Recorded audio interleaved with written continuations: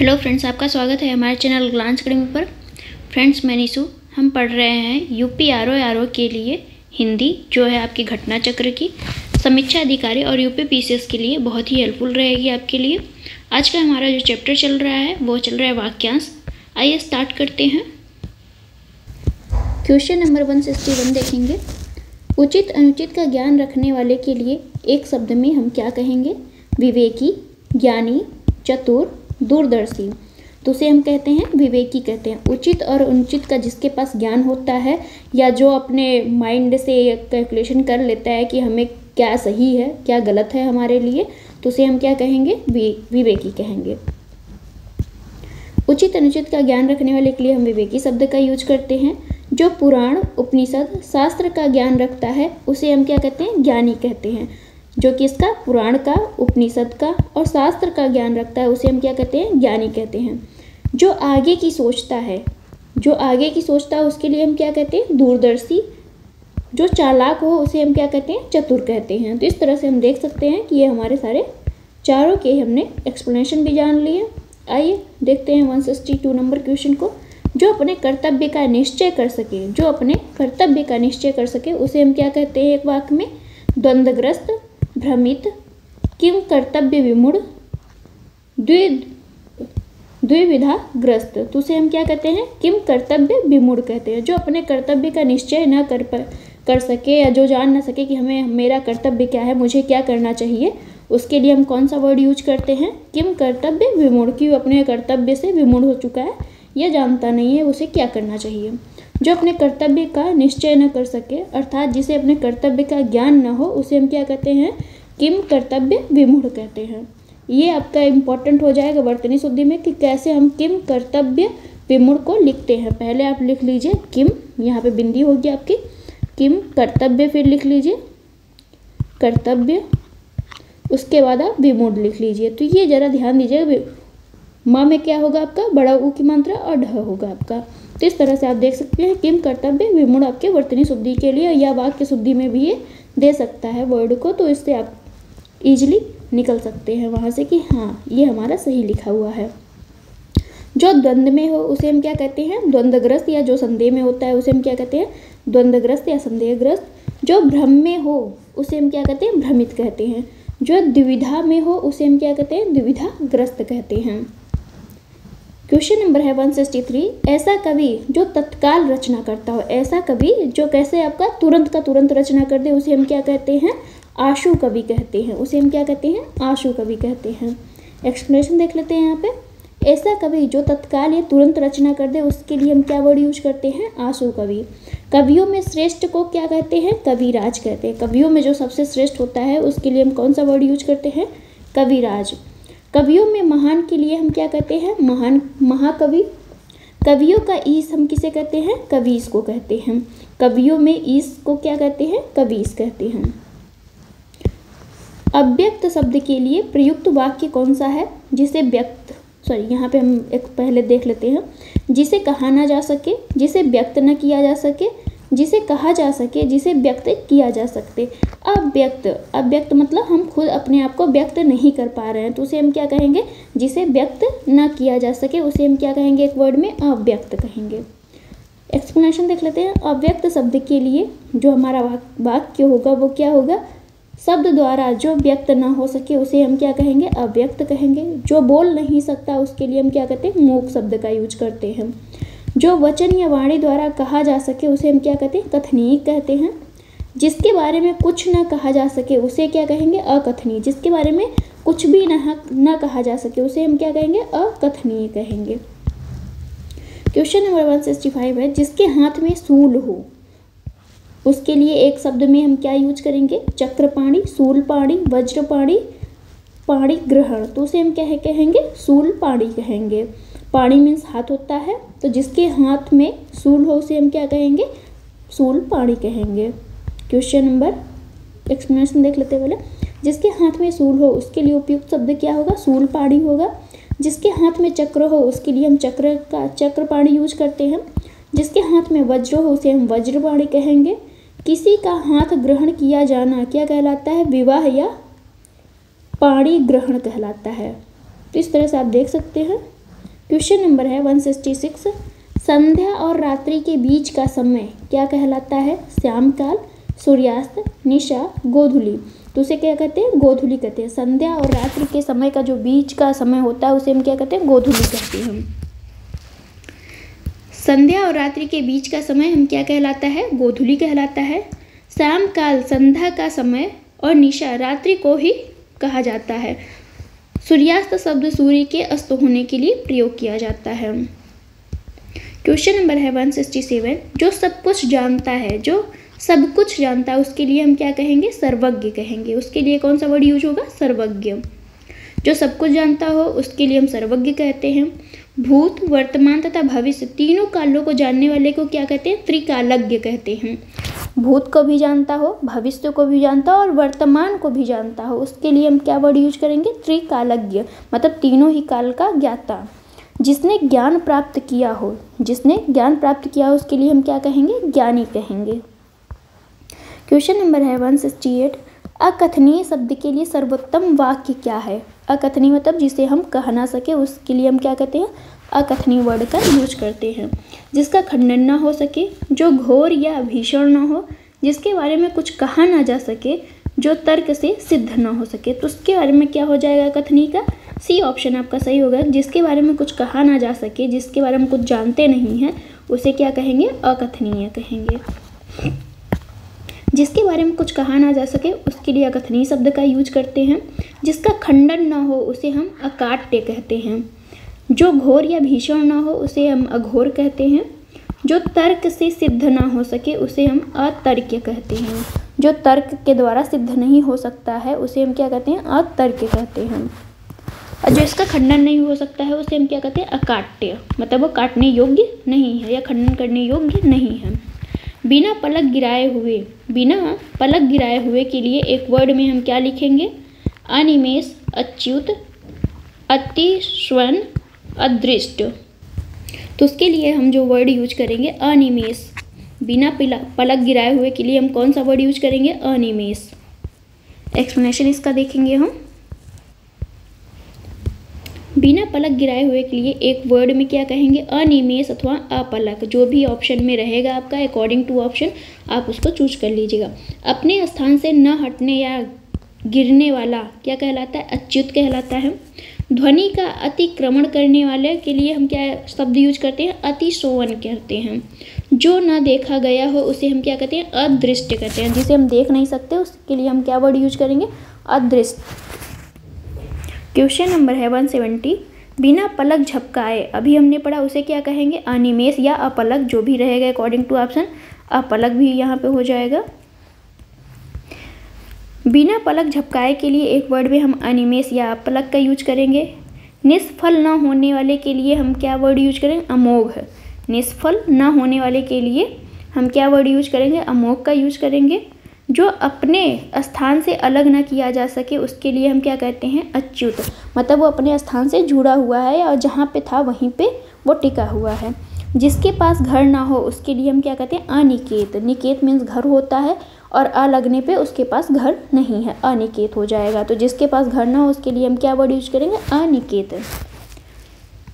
जिस पर किसी का आतंक या छाया हो उसके लिए हम क्या वर्ड यूज करते हैं? आतंकवाद, आतंकवादी, आतंकित, आत्मघाती। तो उसे हम क्या कहते हैं? आतंकित कहते हैं। जिस पर किसी आतंक का छाया हो, मतलब अभी उसके ऊपर आतंक आने वाला है या वो उस चीज़ से ग्रसित होने वाला, तो उसे हम क्या कहते हैं? आतंकित कहते हैं। जिस पर किसी का आतंक छाया हो उसे हम क्या कहते हैं? आतंकित कहते हैं। जो अपनी हत्या कर लेता है उसे हम आत्मघाती कहते हैं। जो खुद सुसाइड कर लेता है उसे हम क्या कहते हैं? आत्मघाती कहते हैं। जो शोक करने योग्य ना हो उसके लिए एक वर्ड में हम क्या कहेंगे? अशोक, अशोच्य, असमर्थ, अशौच। तो उसे हम क्या कहेंगे? अशोच्य कहेंगे। जो शोक करने योग्य नहीं होता है उसके लिए हम क्या वर्ड यूज करेंगे? अशोच्य। यहाँ पे इस वर्ड को ध्यान से देख लिए, अशोच्य लिखा है, अशोच्य। अगला देखेंगे हम, यहाँ एक्सप्लेनेशन देख लेते हैं। जो शोक करने योग्य ना हो उसके लिए एक वर्ड में क्या प्रयोग करेंगे? अशोच्य शब्द का प्रयोग करेंगे। जो शोक रहित हो उसे हम क्या कहते हैं? अशोक कहते हैं। जो शोक रहित हो उसे हम क्या कहेंगे? अशोक। जो समर्थ ना हो उसके लिए असमर्थ का यूज करते हैं। जो शुद्ध या पवित्र ना हो उसके लिए क्या वर्ड यूज है? असौच। जो शुद्ध या पवित्र ना हो उसके लिए हम कौन सा वर्ड यूज करेंगे? असौच। क्वेश्चन नंबर है 173, जिसे ऊपर कहा गया हो, जिसे ऊपर कहा गया हो उसके लिए एक शब्द में हम क्या कहेंगे? उच्चतम, कथित, उपर्युक्त, उपपत्तिका। तो उसे हम क्या कहेंगे? आपका उपर्युक्त। जिसे ऊपर कहा गया हो मतलब ऊपर की लाइन में आपके लिए कुछ कहा गया है उसे हम क्या कहेंगे? उपर्युक्त कहेंगे। मतलब उपरोक्त वाक्य से हम इस चीज़ को उठा रहे हैं, तो उसे ऐसे आप देख सकते हैं, जिसे ऊपर कुछ कहा गया है उसके लिए हम उपर्युक्त शब्द का प्रयोग करते हैं। ये आपका वर्तनी शुद्धि की दृष्टि में अक्सर देता है, उपरोक्त लिखा रहता है, यहाँ पे देख उपरोक्त लिखा रहता है, जबकि आपकी वर्तनी शुद्धि क्या होती है? उपर्युक्त, उपर्युक्त। तो यहाँ से आप देख सकते हैं इसको। एक्सप्लेनेशन देख लेते हैं इसे। जिसे ऊपर कहा गया उसके लिए हम एक वर्ड में यूज करेंगे उपर्युक्त। जिससे बढ़कर ऊंचा कोई ना हो उसके लिए एक शब्द में क्या कहेंगे? उच्चतम। जो कहा गया है उसे हम कथित कहते हैं। पर्वत के पास की भूमि को हम क्या कहते हैं? उपत्यका। पर्वत के पास की भूमि को हम क्या कहते हैं? उपत्यका कहते हैं। जिसके हृदय को चोट पहुंची हो, जिसके हृदय को चोट पहुंची हो उसे हम क्या कहेंगे? घायल, मनमोहक, मृत्युंजय, मर्माहत। तो जिसके हृदय में चोट पहुंचती है उसे हम क्या कहते हैं? मर्माहत कहते हैं। उसका हृदय जो है टूट गया है, या यूँ कहे कि जैसे आपका दिल टूटा ही होगा बहुत बार, तो आप समझ सकते हैं उस हृदय की चोट को। ऐसे उसको एक्सप्लेन तो नहीं किया जा सकता, बट आप समझ सकते हैं। बहुत लोगों के प्यार में दिल टूटे ही होंगे। जिसके हृदय को चोट पहुंची उसके लिए हम क्या कहते हैं? मर्माहत कहते हैं। मन को मोह लेने वाले के लिए एक शब्द मनमोहक। तो मन को मोह लेने वाला कौन होता है? मनमोहक होता है। जिसने मृत्यु को जीत लिया हो उसके लिए एक शब्द में हम क्या कहेंगे? मृत्युंजय। जैसे आप शिव को कहते हैं कि जिसने मृत्यु को जीत लिया उसे हम क्या कहते हैं? मृत्युंजय। उन्होंने जब वो विष पिया था तो उन्होंने क्या किया था? वो मरने वाले थे लेकिन मरे नहीं शिव जी, तो वहाँ पे उनको मृत्युंजय भी बोला गया है। वह धन जो आधिकारिक रूप से राज्य को मिलता हो उसके लिए एक शब्द में हम क्या कहेंगे? वह धन जो आधिकारिक रूप से राज्य को मिलता है, मतलब राजकीय धन या राजकोष वाला धन, अनुदान, राजस्व, रिक्त, तकावी। तो हम इसे देखेंगे, इसे क्या कहते हैं? राजस्व कहते हैं। आगे देखते हैं एक्सप्लेनेशन। वह धन जो आधिकारिक रूप से राज्य को मिलता है उसके लिए हम सब क्या शब्द यूज करते हैं? राजस्व। आर्थिक सहायता को हम क्या कहते हैं? अनुदान। उत्तराधिकार में मिला जायदाद उसके लिए कौन सा वर्ड यूज होता है? रिक्त। जैसे आपके पुरखों द्वारा आपको जो उत्तराधिकार में जायदाद मिलती है, संपत्ति मिलती है, उसके लिए हम क्या वर्ड यूज करेंगे? रिक्त का प्रयोग करेंगे। ऋण के रूप में आर्थिक सहायता देना क्या कहलाता है? तकावी कहलाता है। जो किसानों को राजा या महाराजा यूँ कहे, अभी मोदी की योजनाएं बहुत सारी चल रही हैं, किसान ऋण योजना वाली, तो वो जो ऋण मिल रहा है हमें उसे हम क्या कहते हैं? तकावी कहते थे। मध्यकालीन में जैसे आपका देखेंगे अलाउद्दीन खिलजी और मोहम्मद बिन कासिम और ये आपके गौरी औरी ने बहुत ज़्यादा तकावी का यूज किया है। जिसकी माप तौल हो सके उसके लिए एक शब्द में हम क्या कहेंगे? जिसका माप तौल हो सके उसे हम क्या कहेंगे? मापन, परिमेय, अचल, अजेय। तो जिसका माप तौल हो सके उसे हम क्या कहते हैं? परिमेय कहते हैं। और जिसका माप तौल ना हो सके उसे हम अपरिमेय कहते हैं। तो जिसकी माप तौल हो सके उसका हम प्रमेय कहेंगे। जो चल ना सके उसे हम अचल कहते हैं। जैसे संपत्ति आपकी चल नहीं सकती, घर बनाए वह घर कहीं उठ के तो चला नहीं जाएगा, जिस भी गांव जिस भी जगह होगा वो वहीं होगा, तो उसे हम अचल संपत्ति कहते हैं। जिसे जीता ना जा सके उसे हम क्या कहते हैं? अजेय। घुटने तक बाह वाले के लिए, मतलब जिसका घुटने तक हाथ आता है उसके लिए हम क्या शब्द का यूज करते हैं? आजानु बाहु। अजानु नहीं लिखा है, आजानु बाहु, याद रखिएगा, आजानु बाहु। आगे देखते हैं एक्सप्लेनेशन में। घुटने तक बाह वाले के लिए हम क्या वर्ड यूज करेंगे? आजानु बाहु। जिसकी आशा ना की गई हो उसे हम क्या कहते हैं? अप्रत्याशित। जैसे आपने किसी चीज़ की आशा नहीं की है और वो अचानक से हो जाए, कोई आपको हाँ बोल दे कि हाँ हम एग्री करते हैं, तो उसमें क्या हो जाएगा? वो आपके लिए अप्रत्याशित हो जाएगा। जिसका उदर लंबा हो उसे हम क्या कहते हैं? लंबोदर कहते हैं। जिसका उदर लंबा होता है उसे हम क्या कहते हैं? लंबोदर कहते हैं। शुरू से अंत तक को क्या कहते हैं? आद्यांत। शुरू से मतलब प्रारंभ से लेके अंत तक का अगर कुछ भी है आपका तो उसे हम क्या कहेंगे, आद्यांत कहेंगे। तो ये हो गया आपका। अब हम अगला देखेंगे, क्वेश्चन नंबर है 178। जिसकी बाहें अधिक लंबी हो उसके लिए एक शब्द में हम क्या कहेंगे, अजानुबाहु। अभी भी हमने इसको आगे पढ़ा है कि जिसकी बाहें घुटने तक हो उसको हम क्या कहते हैं, अजानुबाहु कहते हैं। जिसका ज्ञान इंद्रियों द्वारा ना हो, जिसका ज्ञान जो होता है इंद्रियों द्वारा ना हो, उसके लिए हम क्या वर्ड यूज करेंगे, जितेंद्रिय, अतीन्द्रिय, सर्वजीत, इंद्रजीत। तो उसके लिए हम अतीन्द्रिय शब्द का यूज करते हैं। क्या वर्ड यूज करते हैं, अतीन्द्रिय।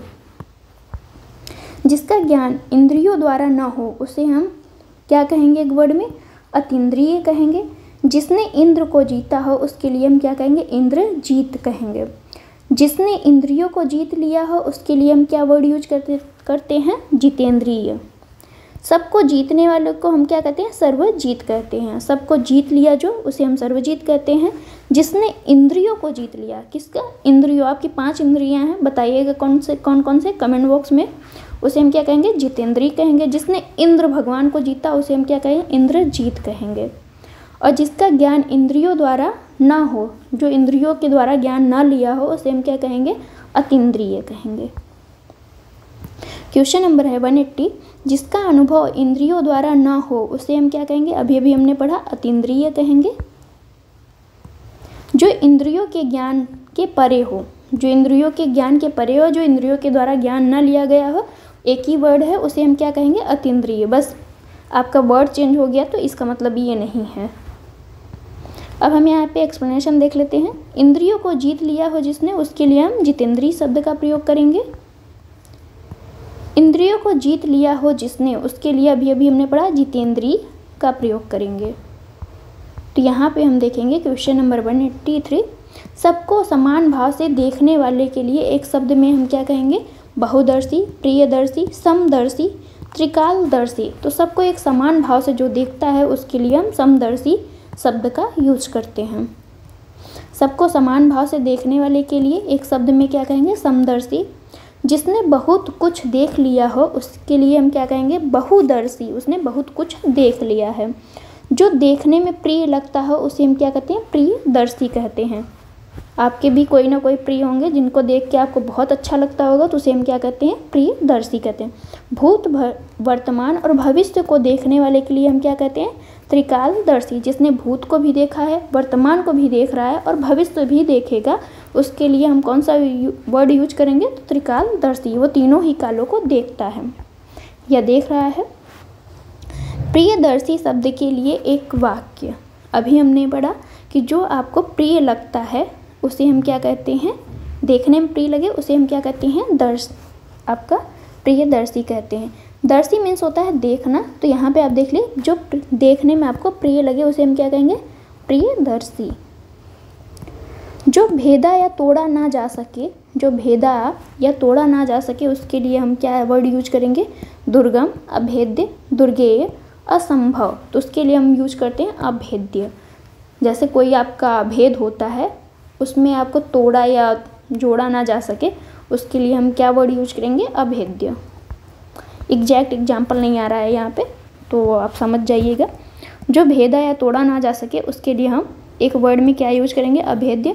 जिसे कठिनाई से जाना जा सके उसके लिए क्या होता है, दुर्गेय होता है। जिसे हम कठिनाई से जान सके, मतलब बहुत कठिनाई हुई उनको जानने में, तो उसके लिए हम क्या वर्ड यूज करेंगे, दुर्गेय शब्द का यूज करें। वह मार्ग जिस पर चलना कठिन हो उसको हम क्या कहते हैं, दुर्गम कहते हैं। मान लीजिए कोई सड़क है या कोई भी पथ, जैसे आपने यूपीएससी की तैयारी करने चल रहे हैं और उसमें आपको कुछ भी नहीं पता है और बहुत प्रॉब्लम हुई आपको उस जर्नी में, तो उसे हम क्या कहते हैं, दुर्गम कहते हैं। ज़रूरी नहीं कि आप सड़क में ही चले तो ही ये वर्ड यूज हो। जो संभव ना हो उसके लिए हम क्या कहते हैं, असंभव शब्द का प्रयोग करते हैं। क्वेश्चन नंबर 186 है, प्रिय वचन बोलने वाली स्त्री के लिए एक वर्ड में हम क्या कहेंगे। जो स्त्री बहुत प्रिय वचन बोलती है, बहुत अच्छी अच्छी बातें करती है, उसके लिए हम क्या यूज करते हैं, प्रियमवदा, प्रेयसी, मधुरभाषी, प्राण प्रिया। तो उसे हम क्या कहते हैं, प्रियमवदा कहते हैं। तो प्रिय वचन बोलने वाली स्त्री के लिए एक शब्द में हम क्या कहेंगे, प्रियमवदा। प्रेमिका के लिए हम क्या वर्ड यूज करते हैं, प्रेयसी। तो आप लोग अब हिंदी में भी यूज कर सकते हैं प्रेमिका के लिए अपने प्रेयसी। जो मधुर बोलता है उसके लिए हम क्या कहते हैं, मधुर भाषी, उसके लिए वर्ड यूज करते हैं। जो प्राणों के समान प्यारी हो उसे हम क्या कहते हैं, प्राण प्रिया। जो आपके प्राणों के समान प्यारी हो उसके लिए हम क्या कहेंगे, प्राण प्रिया। अब आपको देखना है क्या बोलना है, प्राण प्रिया बोलना है या फिर प्रेयसी बोलना है, ज़रूर बताइएगा जो भी बोल रहे हैं कमेंट बॉक्स में। अब लड़कों के लिए ऐसा कोई शब्द तो आ नहीं रहा है, देखते हैं, हो सकता है आगे मिल जाए। जिसके पार न देखा जा सके उसके लिए उपयुक्त शब्द क्या है, पारदर्शी, समदर्शी, अपारदर्शी, त्रिकालदर्शी। तो जिसके पार न देखा जा सके उसके लिए हम क्या यूज करेंगे, अपारदर्शी। एक्सप्लेनेशन देख लेते हैं इसका। जिसके पार न देखा जा सके उसे हम क्या कहते हैं, अपारदर्शी। जिसके पार देखा जा सके उसे हम पारदर्शी कहते हैं।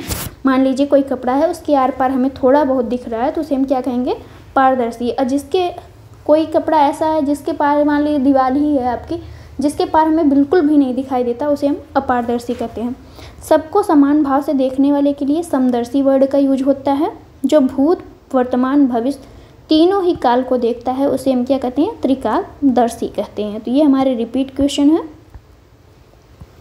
पारदर्शी शब्द के लिए एक वर्ड में हम क्या कहेंगे, जो सबको समान देखता हो, तो जी नहीं।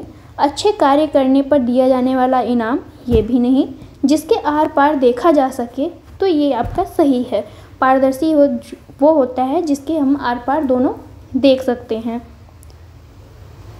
आगे देखते हैं हम। क्वेश्चन नंबर है 189। जिसका दमन करना कठिन हो उसके लिए एक शब्द में क्या यूज करेंगे हम, तो उसे हम कहेंगे दुर्दमनीय। क्या कहेंगे, दुर्दमनीय। एक्सप्लेनेशन देखते हैं। जिसका दमन करना कठिन हो उसके लिए एक शब्द में हम क्या यूज करेंगे, दुर्दमनीय। जो अपने स्थान या स्थिति से अलग न किया जा सके उसे हम क्या कहते हैं, अच्युत। जिसे कठिनाई से जाना जा सकता है उसे हम क्या कहेंगे, दुर्गेय। जो कठिनाई से समझ में आता है उसके लिए हम क्या कहते हैं, दुर्बोध। जैसे आपको मान लीजिए कोई भी सब्जेक्ट, ज्योग्राफी ही है, आपको समझ में नहीं आ रही तो उसके लिए हम क्या वर्ड यूज कर लेंगे, दुर्बोध है। मतलब आ तो रही है लेकिन बहुत कठिनाई से समझ में आ रही है, धीरे धीरे। कोई भी वर्ड आप कोई भी सब्जेक्ट ले सकते हैं। अन्य से संबंध न रखने वाले के लिए एक शब्द में क्या कहेंगे, अन्यत्र, अनन्य, अन्योन संबंधी, अन्योन्याश्रित। तो उसके लिए हम एक वर्ड में यूज करते हैं अन्योन संबंधी। अन्य से संबंध न रखने वाला व्यक्ति को हम क्या कहेंगे, अन्योन संबंधी। अन्य से संबंध न रखने के लिए एक वर्ड में क्या हम यूज करेंगे, अन्योन संबंधी। किसी और स्थान के लिए हम क्या यूज करेंगे, अन्यत्र। जिस जैसा कोई अन्य न हो, मतलब कोई व्यक्ति है और उस जैसा कोई अन्य न हो उसके लिए हम क्या कहेंगे, अनन्य। एक दूसरे पर आश्रित रहने वाले को हम क्या कहते हैं, अन्योन्याश्रित कहते हैं। मतलब आप जैसे परजीवी और आपका कवक का देखे होंगे कि परजीवी और कवक जो होता है, लाइकेन और कवक एक दूसरे पे आप क्या होते हैं, आश्रित होते हैं। वो उसको भोजन देता है, वो उसको आवास देता है, तो वो एक दूसरे पे आश्रित होते हैं। तो ये क्या हो जाएंगे, अन्योन्याश्रित हो जाएंगे।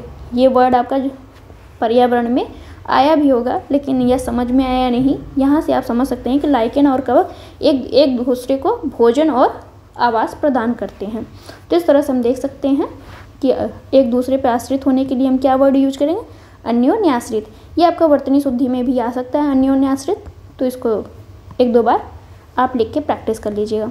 जिसे जानने की इच्छा है उसके लिए एक शब्द में क्या कहेंगे हम, जिसे जानने की इच्छा है या जो क्यूरियोसिटी रखता है तो उसे हम क्या कहते हैं, जिज्ञासु कहते हैं।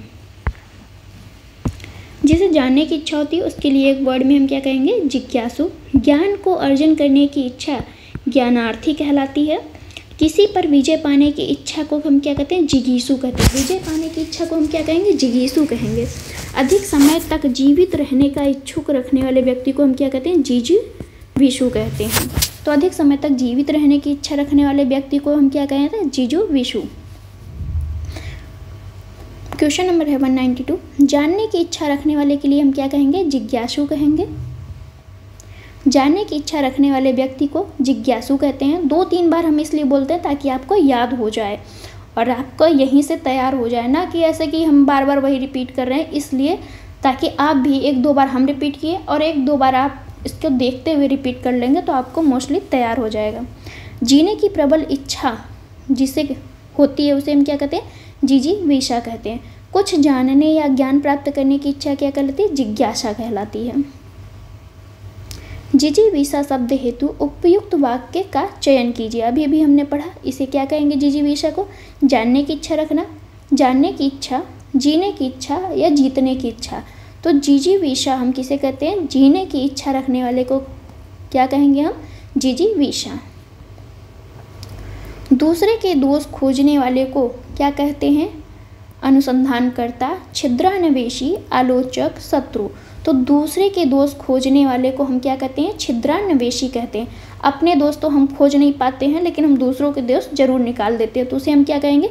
छिद्रान्वेषी। ये आपका वर्तनी शुद्धि में बहुत बार पूछा गया है। छिद्रा आधा न और वे शी, स में आपका मूर्धासा रहेगा ध्यान से, तो ये आपका बी ऑप्शन सही है। क्वेश्चन नंबर है 195। जो ढका ना हो उसके लिए एक शब्द में क्या कहेंगे?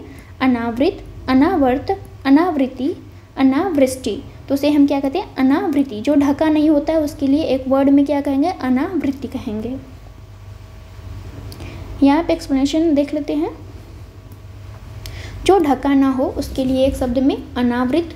जो दोहराया ना गया हो उसके लिए हम क्या कहते हैं? अनावर्त कहते हैं। मोक्ष अथवा न लौटना को क्या कहते हैं? अनावृत्ति कहते हैं। अनावृष्टि किसे कहते हैं? जहाँ वर्षा न होती हो या जहाँ सूखा पड़ा हो उसे हम अनावृष्टि कहते हैं। कही हुई बात को बार बार कहने के लिए क्या शब्द का यूज करेंगे?